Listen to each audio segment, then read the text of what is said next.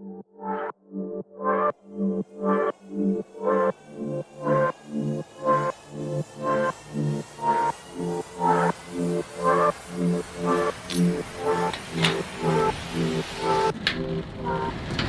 always been into cars my whole life. My head turns when I see a cool car on the road, and so when I had the opportunity to work at a car dealership, I was, I think it was right before I turned 19 years old, I started working at Acura. And I was lucky enough to be there when the first NSX came out. We got the first one in the state of Washington. So I got to be part of that, take pictures and go for a ride in it. That kind of started it off.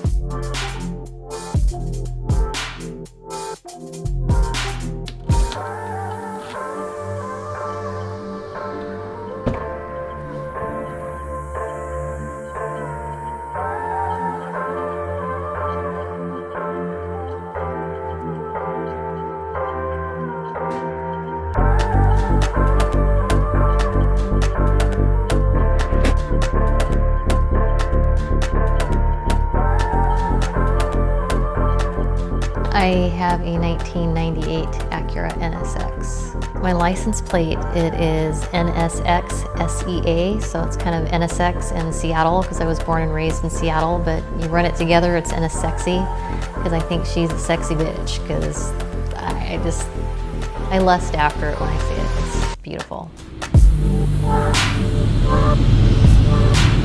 Shortly after my first husband passed away, I was thinking about leasing a car where I worked. I looked at the price. My credit wasn't that great at the time, so it would have been $650 a month. It was time to get something new, and so I started dreaming and looking around, and I was talking to one of my friends that I worked with, Rick Lyons, and he said, why don't you just get like $20,000 and buy a car?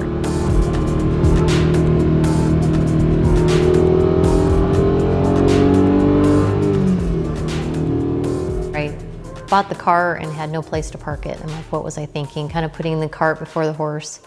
So I parked it at Acura for about a year while my garage was being built.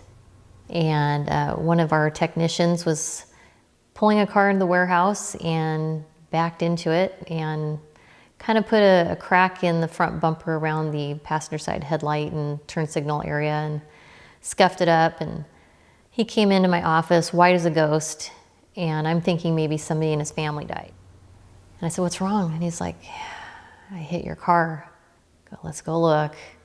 And I'm like, it could be worse. You didn't drive down the side of it. You just bumped it. Yes, you did a little bit of damage to it, but I figured that was the least price I could pay basically for having free parking for a year. When it was delivered, I was working that day, and it was basically Memorial Day weekend, 2011, and I saw the truck show up with all the cars on it, and I started crying. I could not believe it was mine, and it was a huge decision. I'd never bought a car by myself before, let alone something that wasn't going to be a daily driver.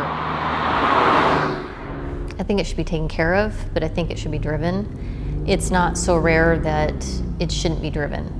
It's not a garage queen. I mean, yes, it sits in a storage unit because I can't get it up the steep driveway at the house I currently live at, but it doesn't get as much mileage as it should. I have MS. I was diagnosed in 2008. I have scoliosis, and I have a bulge disc and 2 compressed discs in my low back. I really haven't done a ton to it. I did put Eibach and Coney suspension on it and lowered it probably 1.5 to 2 inches. I have put an aftermarket stereo in it, just the head unit, no speakers or anything like that. So it's got Apple CarPlay. I do plan on getting bigger wheels and tires on it so they fill out the wheel wells a little bit better, get a bigger, wider stance on it. Probably replace the suspension because I got it used, and maybe even put some like air cups in it so that I could lift it a little bit to get over some difficult areas.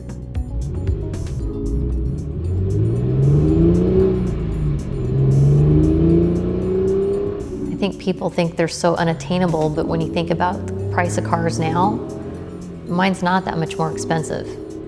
You know, I just always hear all these stories that people save things for special occasions and when they get older and they don't get the chance to enjoy them. I figured I would buy it and deal with the consequences, whatever they may be, but it does put a smile on my face, so it was totally worth it.